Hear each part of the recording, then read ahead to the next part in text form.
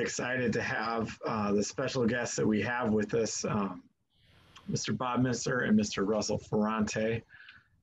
So they're going to talk about a number of things with you tonight, including their careers. I think they're going to get into a little bit about their practice routines, some discussion of as we're dealing with social distancing in small groups in this current time, some duo playing and some solo playing. And I think we even have a guest that's going to pop in and play something for us and get some feedback. And then, you know, we're going to take questions. We're in this webinar format. So if you haven't been used to that, there's a couple ways that you can communicate with us. It's not the typical thing with everyone on the screen, but you have both the chat where you can make sure you're chatting to the panelists. And there's also a Q&A section which will pop up and allow us to see questions and do this. So ask questions at any time. We may hold back and take some of those questions at the end. But go ahead and send them whenever you have them. And without further ado, I'm going to turn things over to Bob and Russell. So thank you all for being here.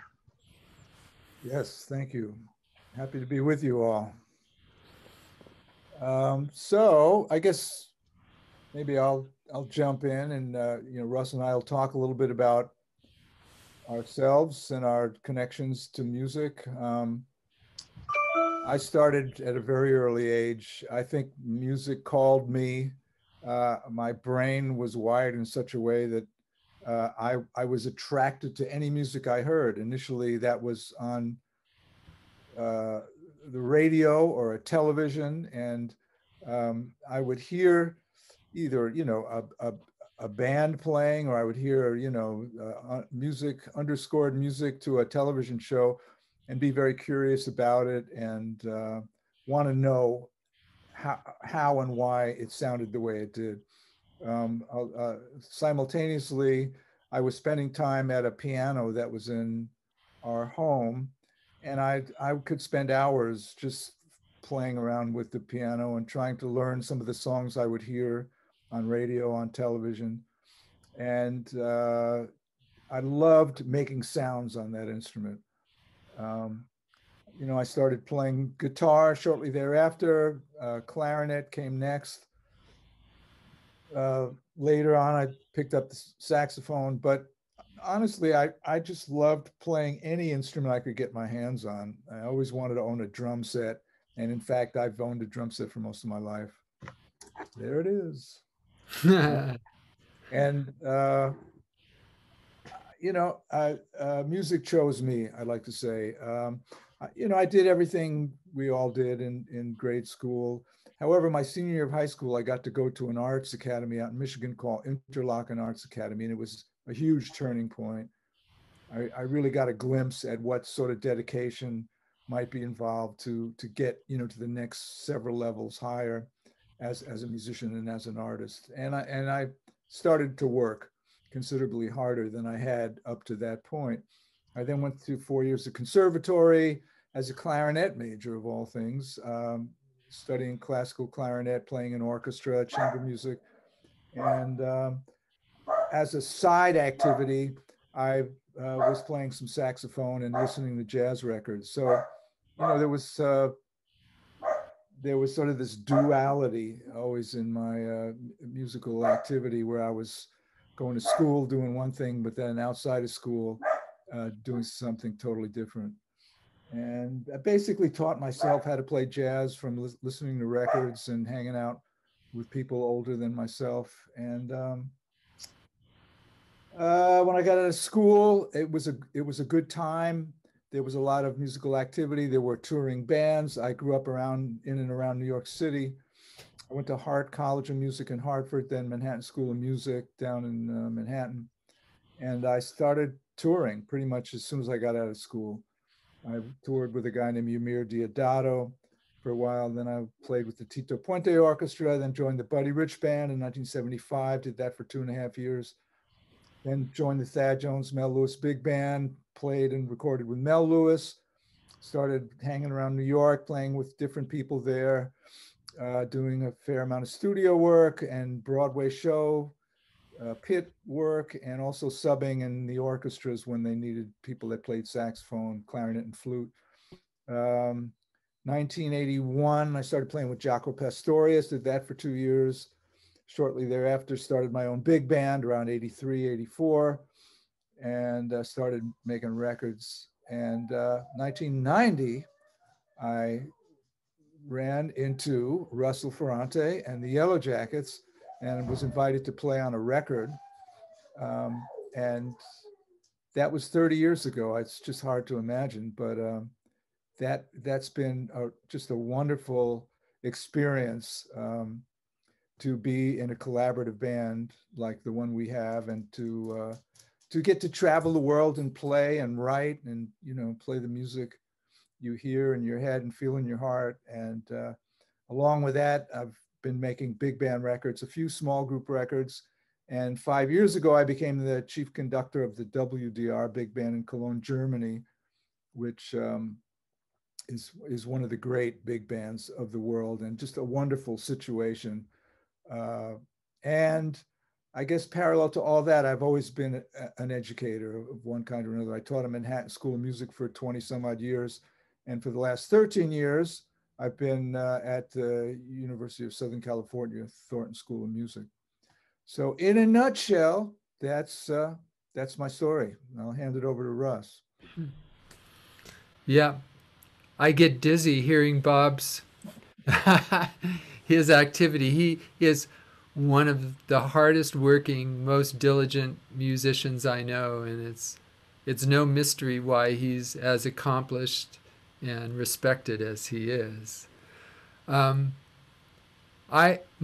try to keep it, if I can, concise. So I started playing piano, taking classical piano lessons at 9 years old.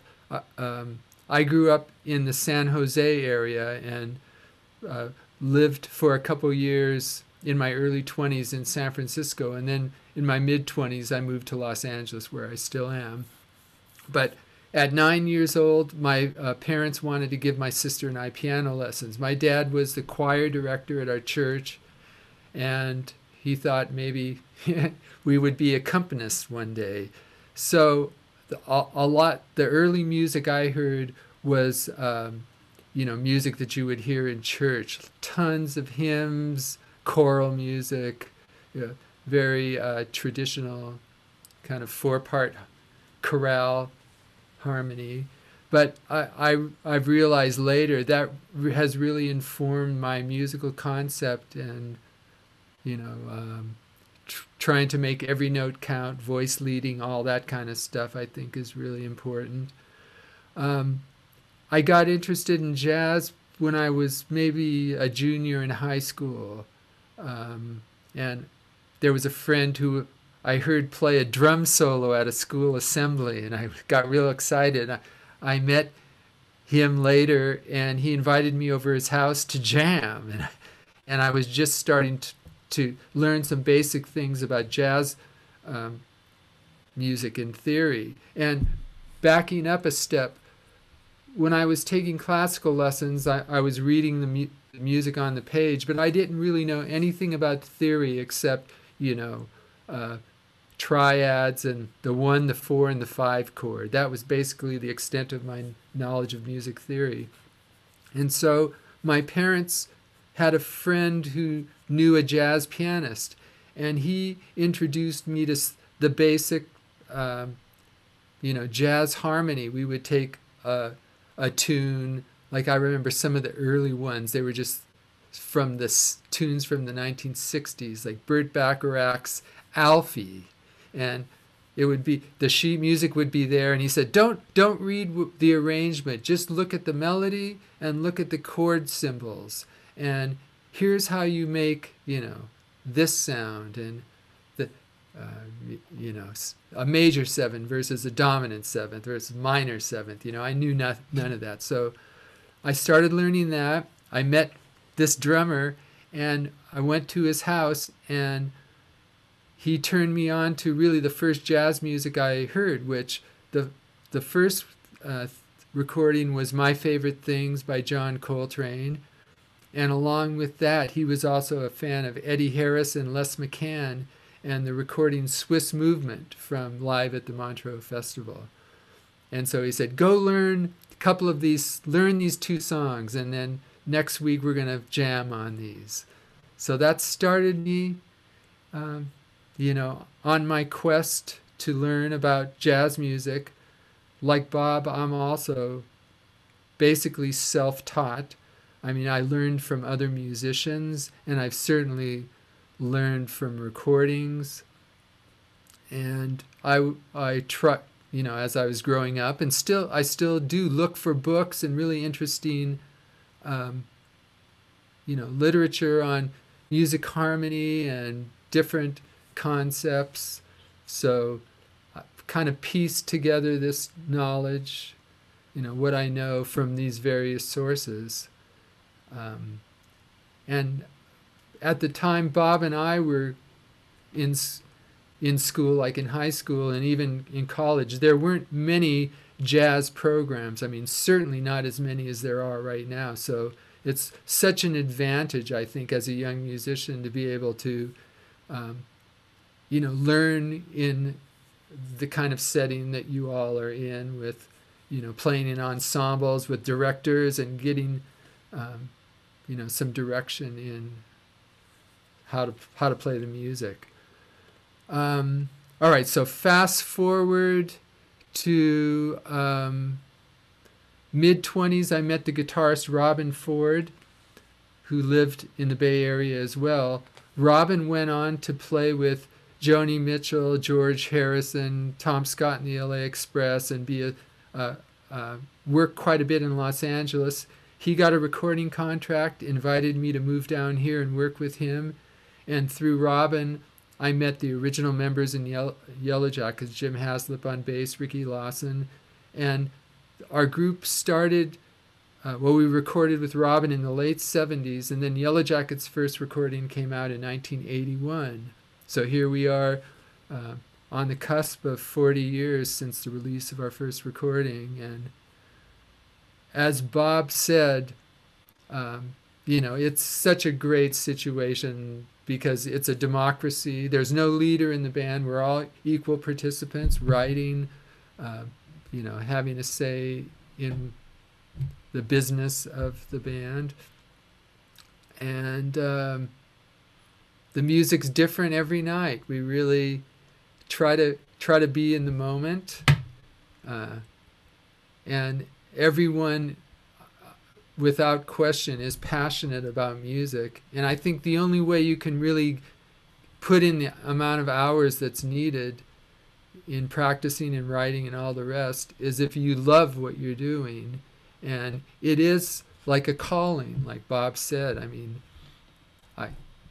I heard calling a lot growing up in the context of ministers in church, but I think anyone who is passionate about whatever they're doing, it's like a calling, something that really compels you to pursue it and learn about what you're passionate about. And we've really been fortunate to have Yellowjackets as a big part of our creative outlet these 40 years. You're here.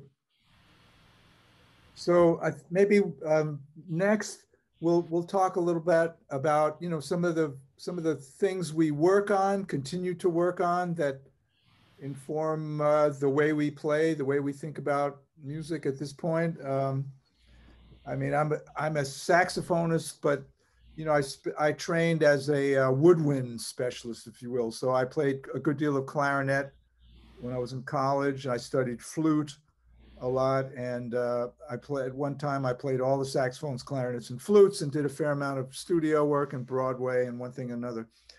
The key ingredient for playing any wind instrument is the ability to make a beautiful sound come out of that instrument.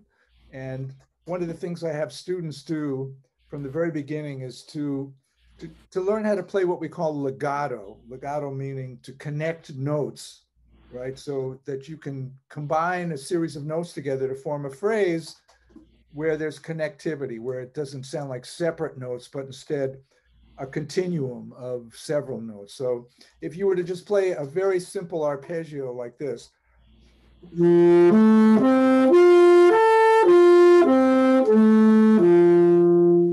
and then you can move that around on your instrument chromatically. You can go down.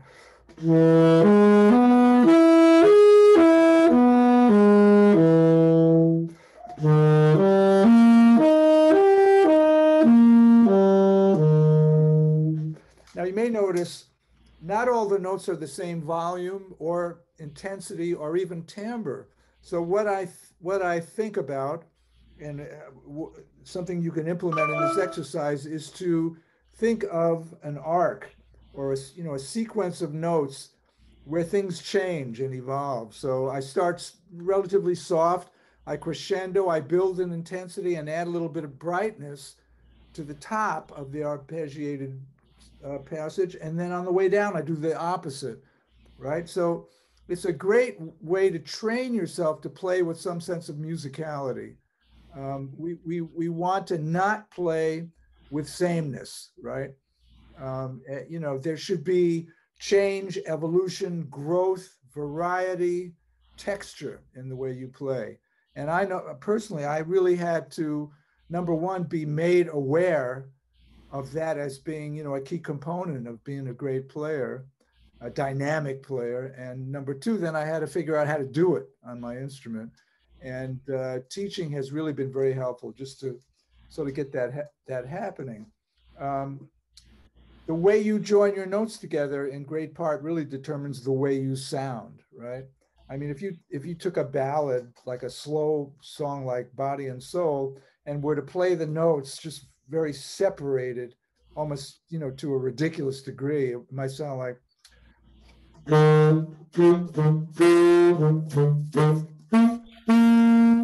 right? It's separate notes. I mean, it is the melody to Body and Soul, but what a difference when you are thinking, that number of notes really are the notes in the first phrase of that song. So if instead of doing what I did, if you were to play the notes long and connected, or legato, as we say,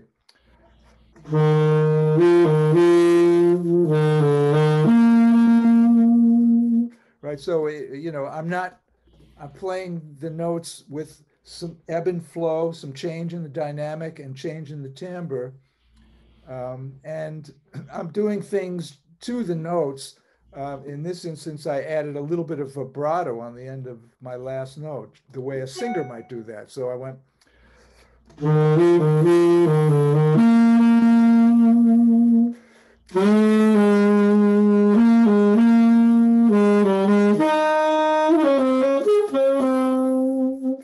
So that is a really key component of making music on a saxophone. Variety, change, timbre, change, volume, using volume, different levels of volume, and different levels of articulation, to just kind of make your saxophone sound more like a human voice, right? Do you talk to people like this? I do not think so. And you do not want to play that way, right? And somebody had to pull my coat to that. I wasn't aware of it initially. I was very much concerned with what notes to play, but it wasn't until later that I really started paying attention to how you play those notes. So just maybe putting that idea in your head.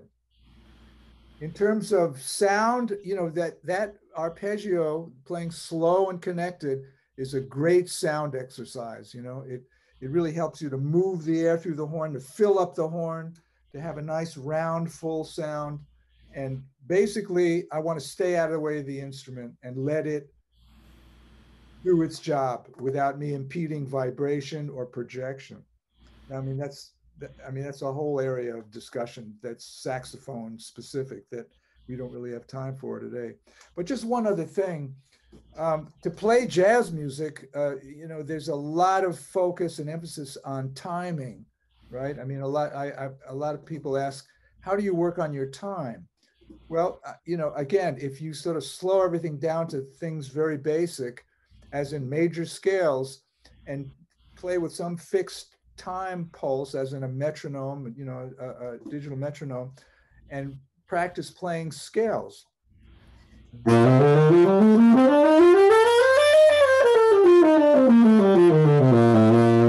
Right? At a variety of tempos. I mean, start at a tempo where you can play evenly and in good time, and you want to work your way up to,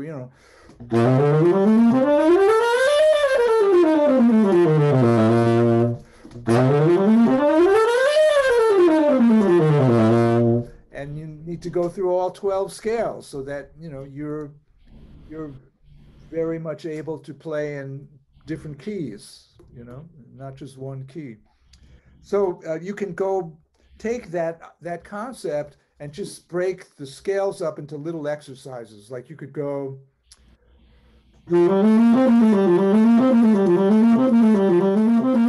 and then go up a half step.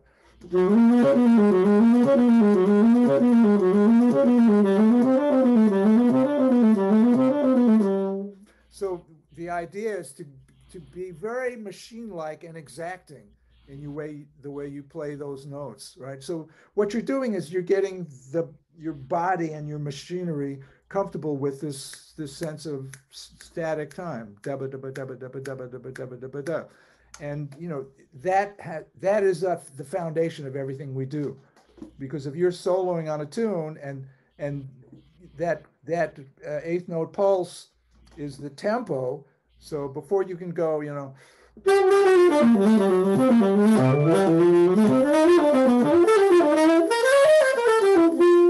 need to be able to go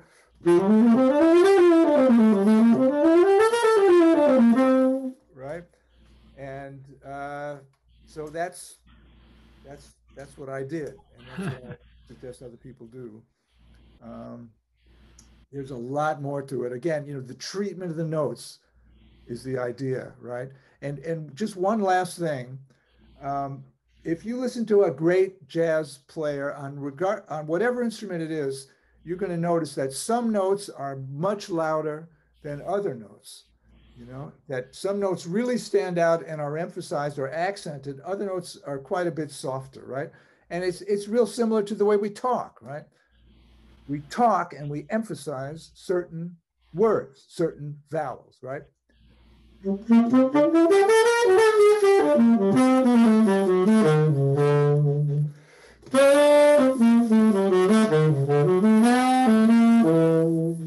Right, so within the context of what I just improvised, there was mezzo piano all the way up to fortissimo. There were accented, extremely accented notes, and not accented notes that were very gently, articulated, or maybe not even with a tongue articulation. So all these, opportunities to create variety is what creates a sense of style and projection and musicality to your playing. So with all that in mind, go listen to some great saxophone playing or whatever instrument you play and see what notes, what's happening with dynamics. Some notes are emphasized, they stand out. See how the player connects the notes and forms what we call legato. See what their time is like. Generally speaking, there's going to be a real consistency in their pulse. So these are, some of the key elements I've worked on, continue to work on, because if you don't play all the time, they go away. So it's something I find I have to practice on a regular basis. Yeah. Well, I'll hand that over to Russ. Yeah. Great stuff, Bob. As you were speaking, I was just thinking about the overarching idea that, well, what you would develop with all of those exercises is control and the ability to play at any dynamic level with any kind of articulation at any tempo, whether it's detached or legato.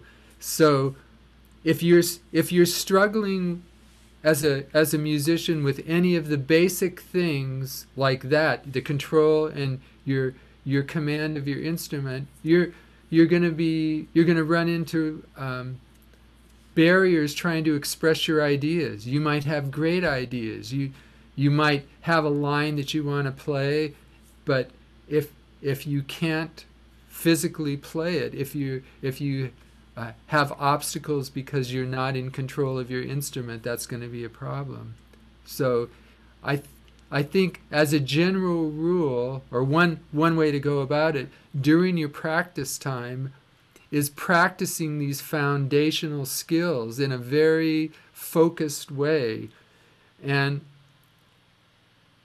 this is a whole nother discussion, how people practice. And I'm probably a terrible example now because I just sit down and start playing because I want to have fun. But if I was seriously practicing and working toward a goal, like I had a piece of music to learn, or when we get ready to go out back playing concerts, I'm going to have to review Yellowjackets music and in a very focused way relearn some of these songs and memorize them and start working on my technique.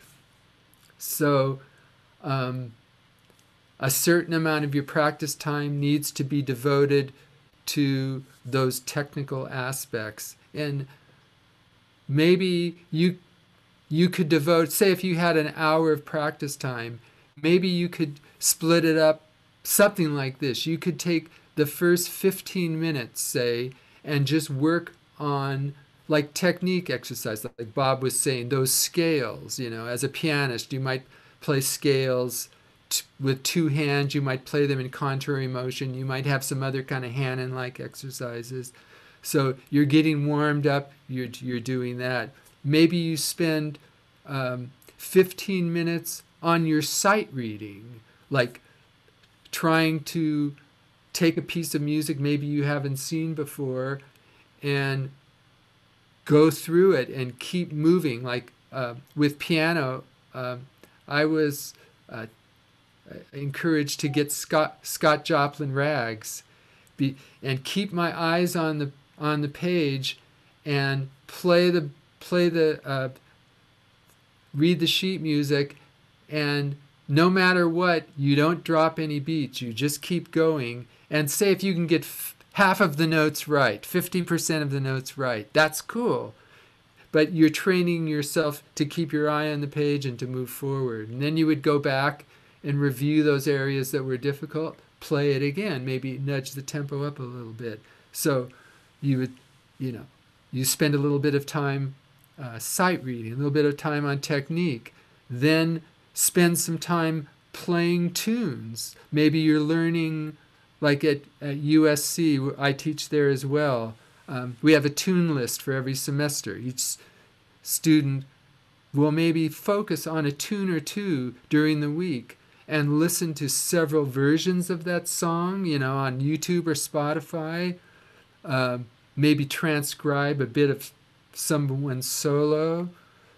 Learn and memorize the melody and the chord changes. And work on improvising, either by yourself or if you have a little iReel backing track or whatever. So spend some time on that. And then maybe give yourself 15 minutes at the end of your practice time to just improvise or to just explore and have fun and not have any kind of strict agenda. And by the time you've done all those warm-up exercises, you might be surprised that some interesting things start coming out. And as a composer, I find those moments are really intriguing. If I stumble upon something during an improvisation, I'll turn on a voice memo, or I have a little music. I've got my little book here that I've just got tons of ideas just scribbled down in them, like could be 4 bars or a little A section of something, and start documenting those little interesting things you uncover. They could be seeds for a composition, a new tune, and so let me demonstrate one area that I have spent a fair amount of time working on. And for for pianists and for writers, I think it's very important, or anybody, but particularly pianists and composers, and that's voice leading, where you're really trying to connect the notes from each chord melodically to the notes in another chord. So here was an exercise that was shared with me by a piano teacher, and I've made some variations of it, but I'll show you the basic thing. It's taking triads and moving in cycle of 4 through the key, just major triads. So if I take the key of C, here's F, then B diminished, E minor, A minor, and I hold the notes that are common, I tie them over. So like this note's gonna hold for C, F, B diminished, E minor, A minor, D minor, G, C. Controlling 4 different melodies. Then I make a variation where you notice when it went from the 1 chord to the 4 chord, the bass moved a third. So I'm going to put in the passing tone now, and maybe I'll add a suspension since there's 2 tonics in the chord. Maybe I'll take 1 and make it a sus2, and so now I'll play the same exercise, but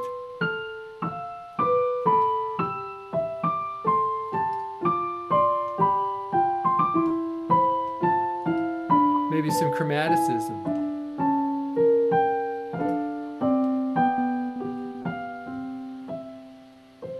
And then eventually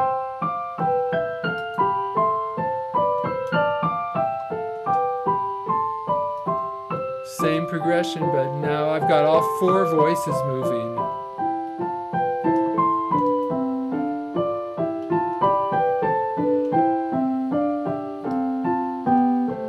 And maybe backwards now.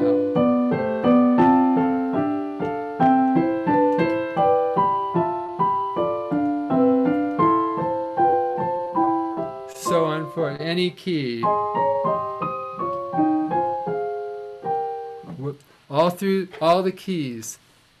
And then there's one other interesting voice leading exercise that I've been working on, and it's taking spread 7th chords. So if it was like in the key of C, these are the chords I'm going to work with. So C major 7, F major 7, B half diminished, E minor 7, A minor 7, D 7, G7, C major 7, B.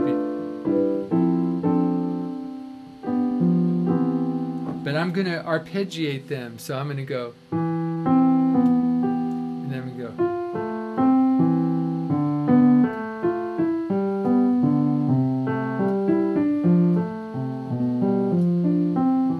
And so forth. And then in my right hand, so this is just exercise I made up, I took a shape, just these 4 notes, the 1, the 2, the 5, and the 7 of the key, in all the inversions of that shape. And then I play.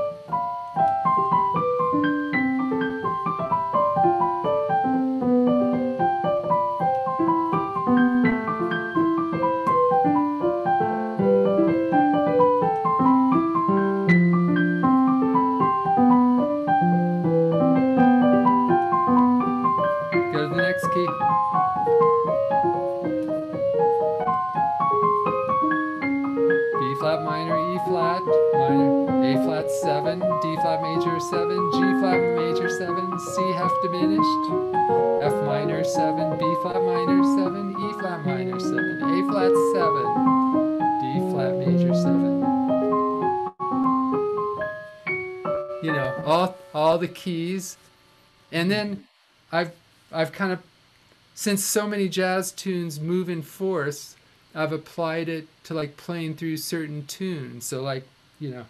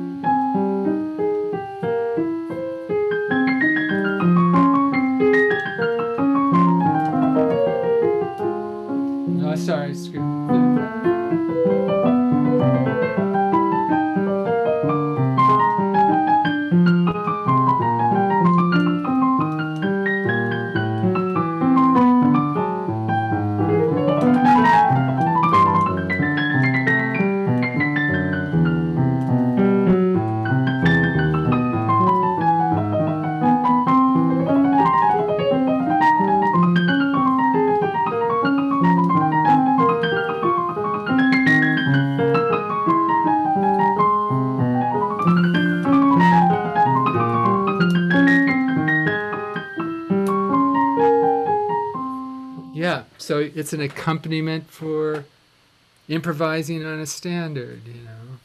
So those are some of the things I play around with. Yeah. Yeah.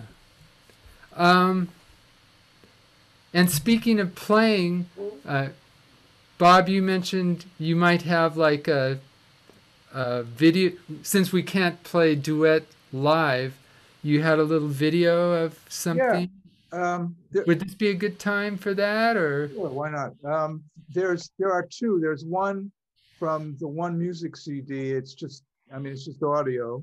Mm-hmm. Then there's one with you and I at Sax Quest in St. Louis. Either one. Let me see. This one's kind of nice. Let me play this one. It's a beautiful. Oh, what?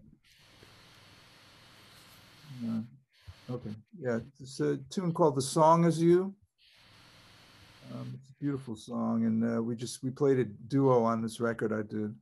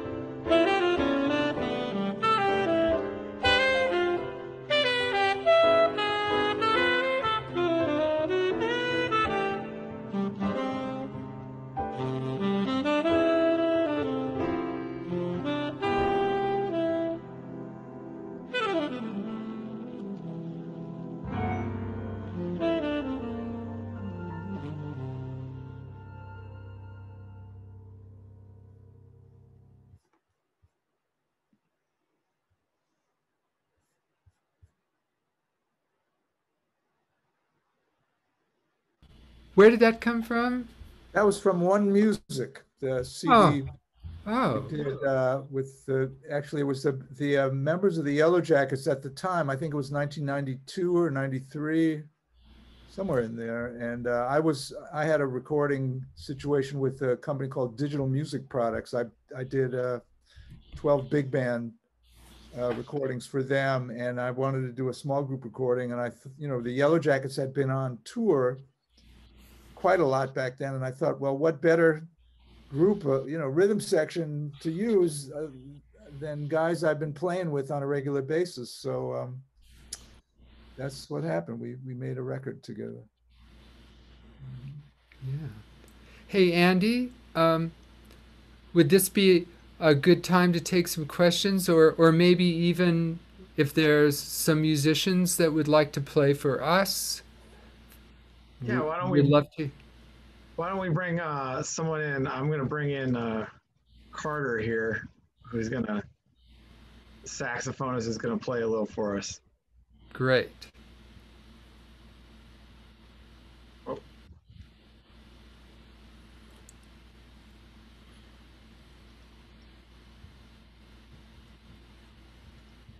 Wait, I lied. Sorry. There he is.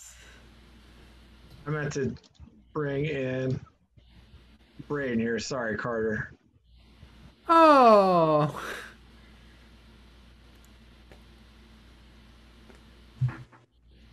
So we got a couple of contestants. Great. Yes.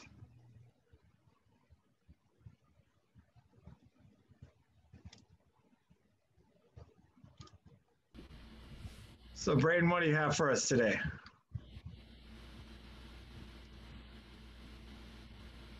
Hello, my name is Braden. I'm the saxophonist for the JazzU All-Stars. I'm very excited to be able to even have the chance to play with you because, it's not every day that you're in front of Bob Mintzer and Russell Ferrante, but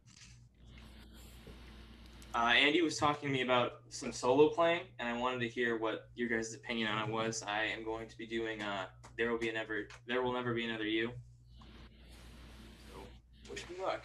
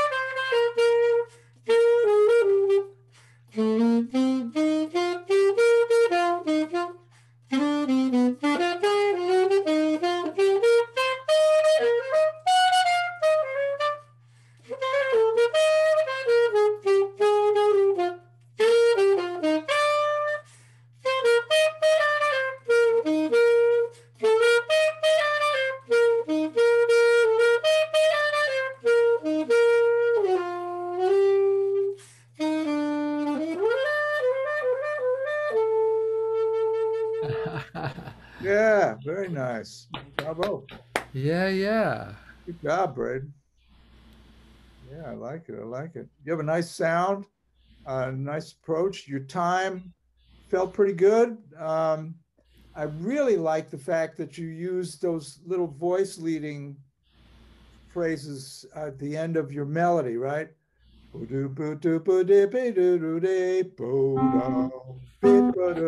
That's great. I mean, that's the stuff, that sort of a structural thing that is so important to know about and to utilize, particularly in solo playing. You could have done the same thing after the second phrase, right? So,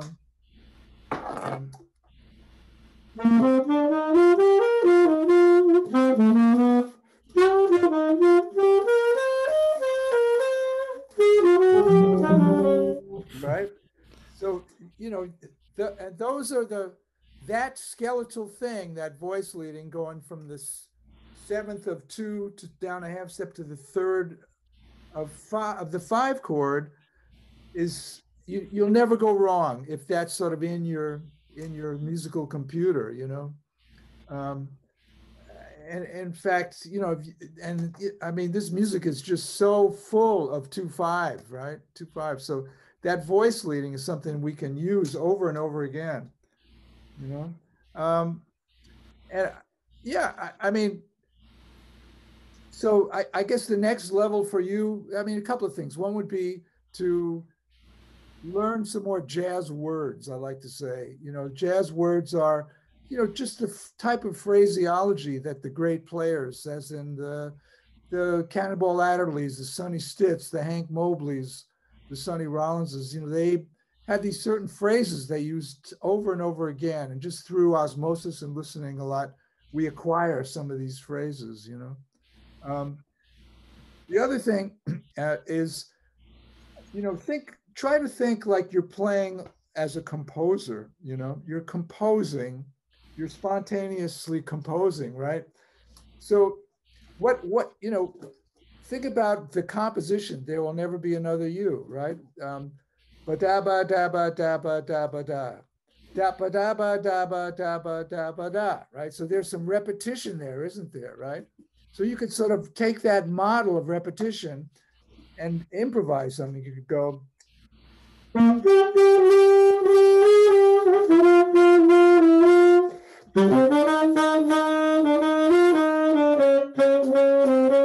right? So maybe it's not the most inspired thing you've ever heard, but there's a compositional slant to it, right?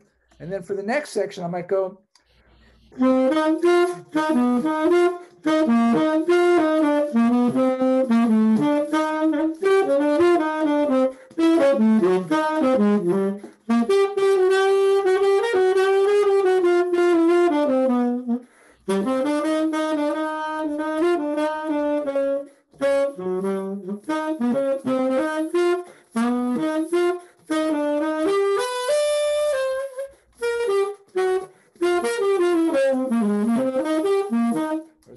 something. Mm-hmm.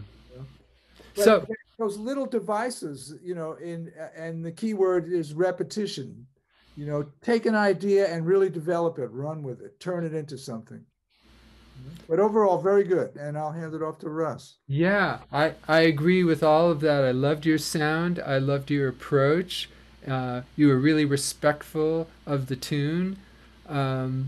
And what when Bob was demonstrating, the voice leading stuff, I I know Bob really knows piano. He can play piano really well, and he could comp through any of these tunes. And for any horn player, that would be a great, um, aid in knowing, yeah, which notes are available to you. The other thing that Bob did that I really love, and I think is, and he touched upon it uh, with his comments, was with just one note at a time, you can give the whole sound of the harmony. I mean, no one has to be playing chords for you to suggest with, those sevenths moving to thirds and any kind of little arpeggiated ideas. I mean, it's so wonderful to hear a solo voice where there's no question what the harmony is. It's really clear, almost like Bach did it in cellos, suites and his inventions for piano and everything. So the melodic line can tell the whole story if you really understand the harmony.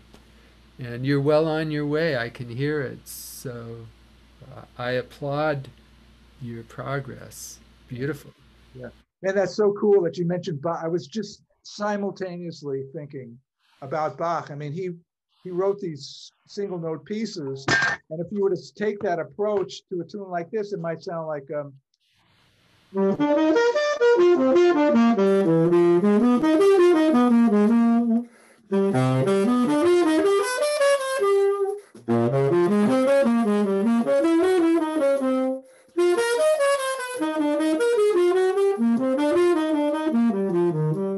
right.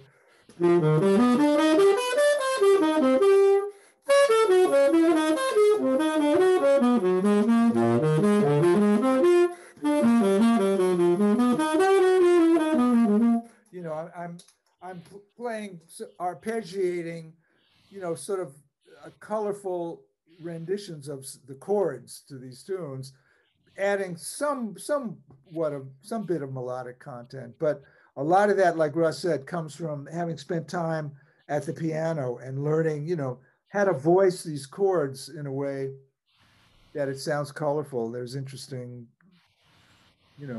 components in there.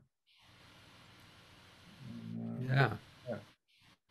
Play piano. That's what I tell all my students. You must play piano. That's the window into the world of great melody and harmony. Yeah. Braden, do you know some piano? Have you worked on that a bit? I would say I know probably enough to get by. I definitely think I need to work on a little bit more, but yes, I can play a tiny bit. Good. Yeah. There's one of the first. I told in my opening little statement, I said I'm basically self-taught and would find books.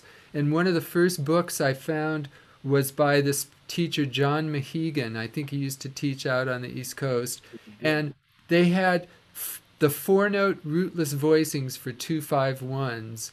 And I found that to be the most useful thing when I was trying to learn and absorb the sound of jazz music. It was like a minor 9 to a 13, dominant 13th to major 9. And there were 2 inversions, one with the 3rd as the lowest note and one with the 7th. And I learned them in all the keys, and that got me started. So, 2-5-1 in C is 3-5-7-9, and then, or it's,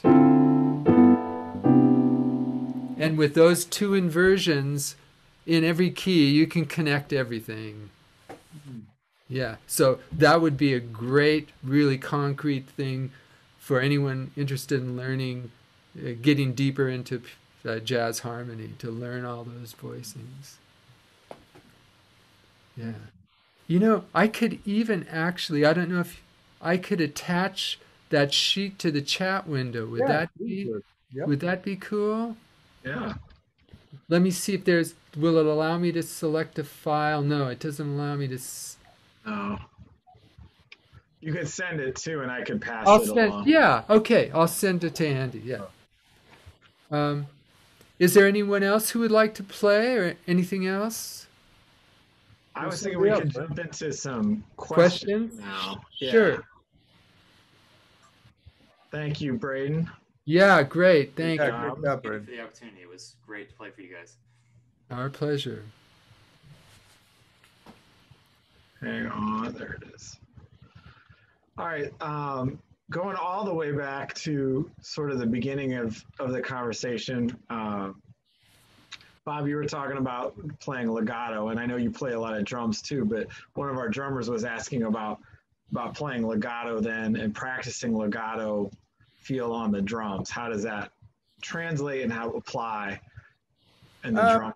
Yeah, I think you can connect your notes on, say, on the ride cymbal. You want to have sort of a legato ride cymbal pattern where there's some sustain in that ride cymbal, but you're not interrupting the flow.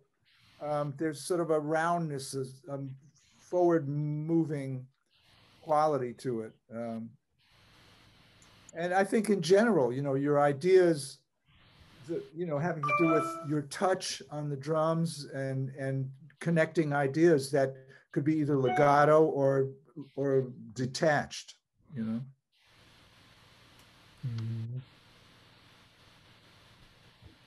Awesome. Let's see. One of our bass players was asking, and I know, Russ, you got into this a little bit, but what are some of your favorite performances that you've had, and what factors do you think contribute to a great performance? Right. Yeah. In the chat, I mentioned some of the concerts we did at the North Sea Jazz Festival in The Hague in Holland, and there was one with the Dutch Metropole Orchestra, which there's some YouTube clips of that. That was really a fantastic concert where Vince Mendoza arranged maybe like a dozen Yellowjackets songs for orchestra and our band, and in front of whatever, it was a few thousand people. Really exciting. And then I remember another gig there in this big room. It was like this, we thought of it as an airplane hangar, but you could get about 10,000 people to 11,000 people in there. There was Staten Hall at The Hague. And I remember we had a few rip-roaring concerts there. And what made that, what helped was the amazing energy from the audience, and just the atmosphere was very charged, and people were really with you, In any kind of live performance, the audience is such a big factor, They can really inspire the musicians, that get that kind of two-way thing going, we feed one another. And I also mentioned that we've had some great fun at the bistro too. Like, I think in general, and Bob, you could weigh in on this, but I love playing small places. I think jazz music has a lot of impact in a more intimate setting, and playing the bistro, or there's some clubs in Japan, small clubs, the Blue Note clubs. In New York, we often play Birdland or the Blue Note. They're always really fun. There's a great vibe. You're right up with the audience, and that's exciting. Yeah. For me, I concur with everything Russ said. Some of those North Sea concerts were really quite remarkable. In fact, I remember one in the Stadt Hall. The audience really went crazy. I think Dave Sanborn had to follow us, and it was a particularly good night for us. And he came over, he was really angry. He said, "How am I going to follow that? That was so good." I won't tell you what he said, but sort of along those lines. I think what makes a great performance from my perspective is when things sonically are really in place, when the sound is good on the stage, where you can hear yourself, you can hear everyone, you can sort of hear the big picture, and it just all seems in balance. And sometimes it's difficult, particularly if you're working with a monitor mixer that is not familiar with your music, or when you're on a festival, well, where there are multiple bands, and the mixes are sort of getting jumbled up, and it's preferable to have a situation where you're the only band. You go in, you do a very thorough sound check, so levels are set, and it sort of stays there. But when the sound is good, I really feel like playing, and I generally have a great time. It could be a large room or a small room. I mean, there's this little hole in the wall in Madrid we play that I've had a lot of fun in. I mean, it's a dumpy little club, but it's something really fun about it. It's really small. We're squished on the stage, and the audience is very enthusiastic. There's just something great about it. So it depends. I mean, some of it is just the molecules in the air. As Russ says, it's the audience, it's the sound, it's how you're feeling, or thinking, or hopefully not overthinking. I mean, I try to turn the brain off whenever possible and just try to be there in the moment.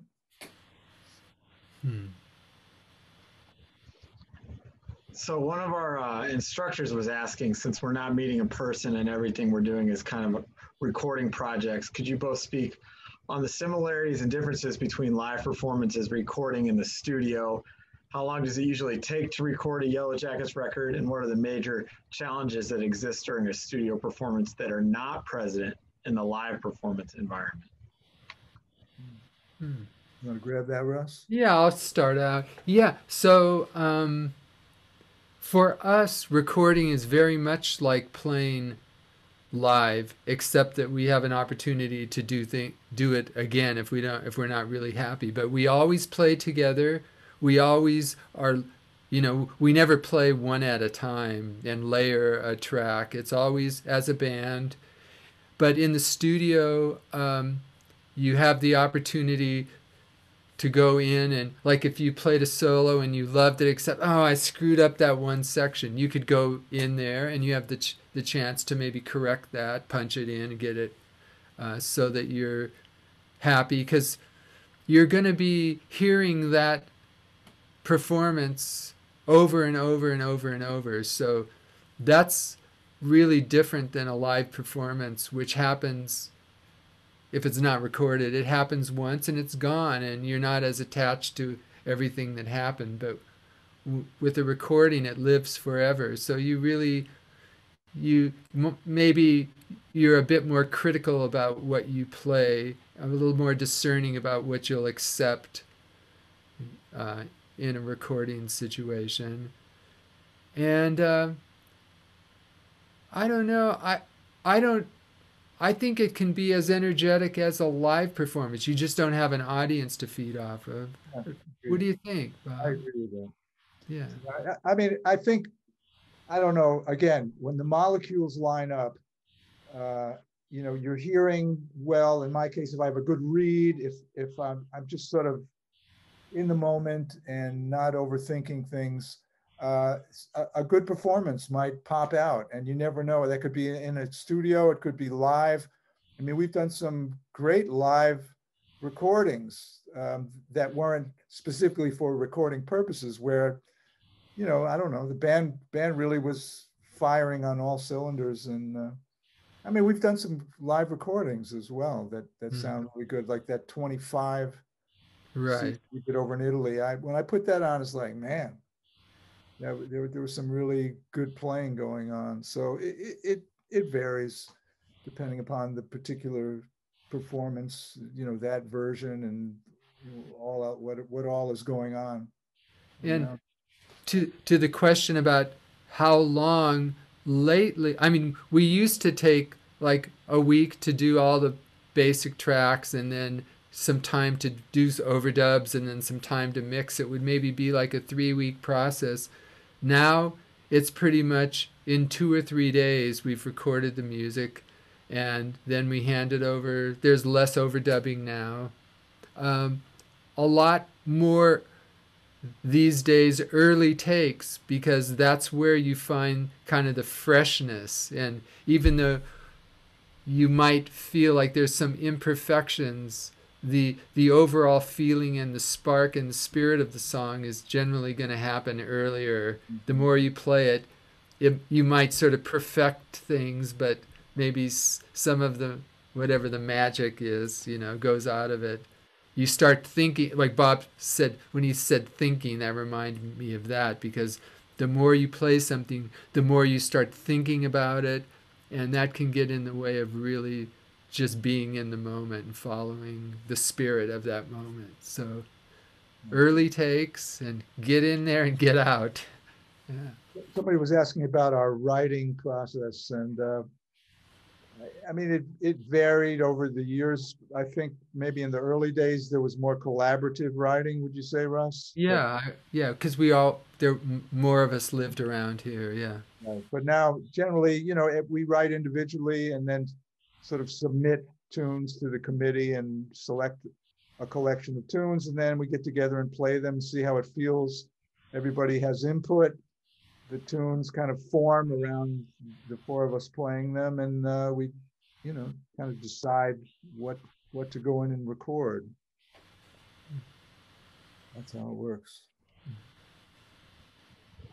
I have another question here from one of our instructors. It says, you two have had very successful careers. Was there ever any events in your lives where things didn't go the way it was planned and you were maybe had to face some rejection? If so, how did you bounce back and get back on the right track?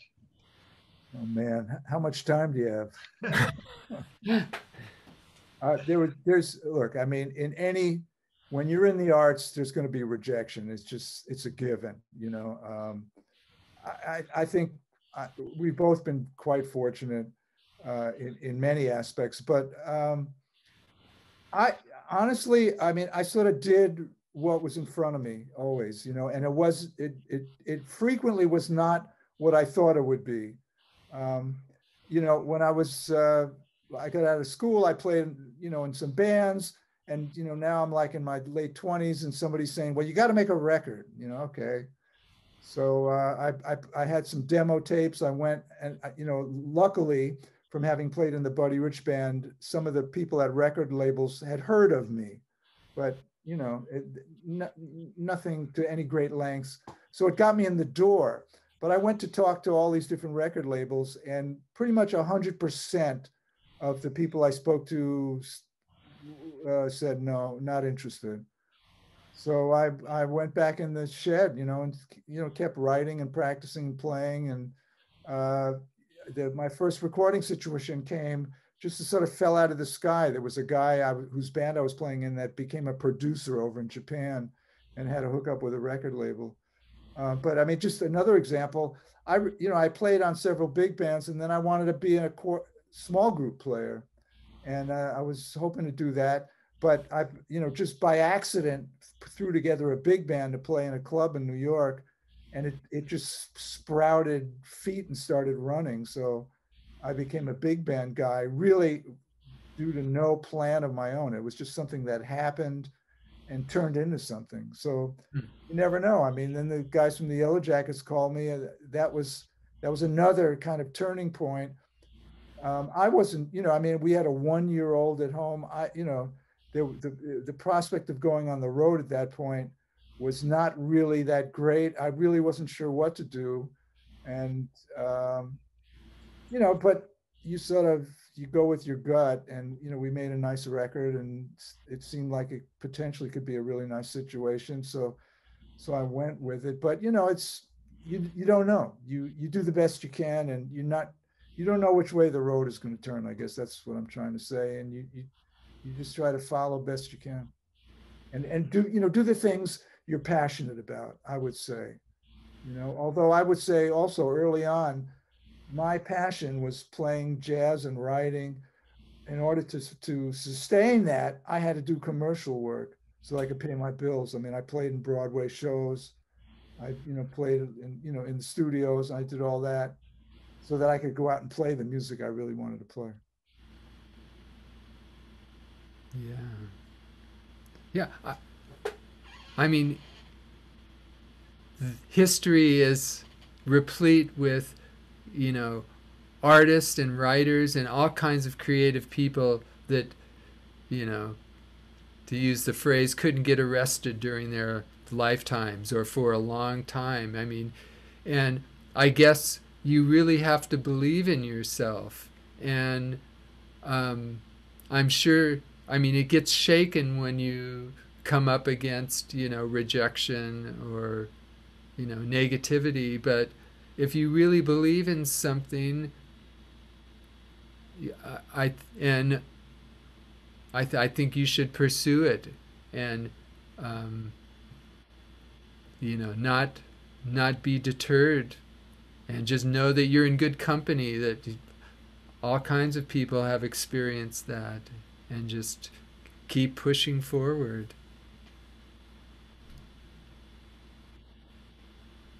All right. Let me look. Where was I going here? Someone was asking about who influenced you the most stylistically, and how do you go about creating your own unique sounds and styles individually or even as a group? Well, I think the more you learn about music, the better able you are to be articulate and, kind of start to work on devices compositionally and playing wise that form a personality of your own.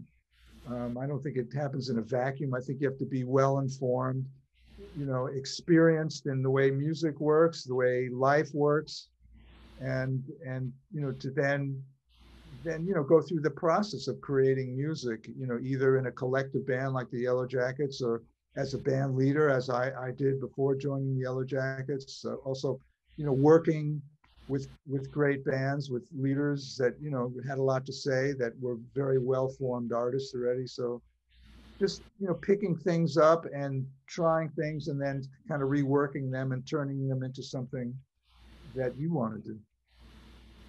Yeah, in terms of artists that have influenced me, like all the guys in the band, I mean, it's so varied. It's not just one thing, and it's not just one style of music.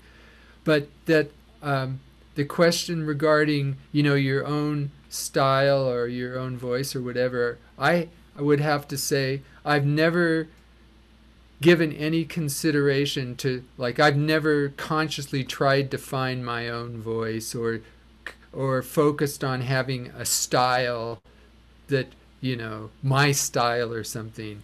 But I'll tell you what I have done, and is just like listened carefully and been attuned to the things that really sort of got, to use Bob's phrase, my molecules moving, the things that made my hair stand up, or that really touched me emotionally or intellectually, like just been attuned to those things, and then out of curiosity and love, I would try to find out more about it and explore those things. Or if it was a certain artist, I'd try to get more recordings by them, or if it's a certain song, I would try to learn the song. If it was a solo, I might transcribe, the entire solo, or those phrases that really grabbed my attention, and then looked at them and tried to think, wow, what was it about that really caught my ear,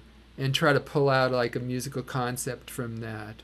So I think if you do that, and you honestly, really try to be aware of those things that you connect with and that move you, you'll put together this unique set of ideas with your personality and whoever you are, and then all those influences, those different things that really touch you, it'll come out, in your way. I think it has to. We're all really unique human beings. I mean, we have a lot in common, but we all have a slightly different story to tell. And if it does happen, I think it happens that way. Great. Hey, could we? We're sort of getting towards the end, right? Yeah. Could we I'd love to play a video of the, a recent video of the Yellowjackets. We have a new CD coming out, and we did a project over in Germany with this wonderful big band called the WDR Big Band.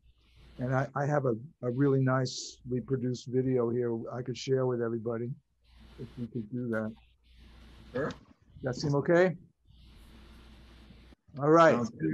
This is from our new, whoop, where are we? Here we go.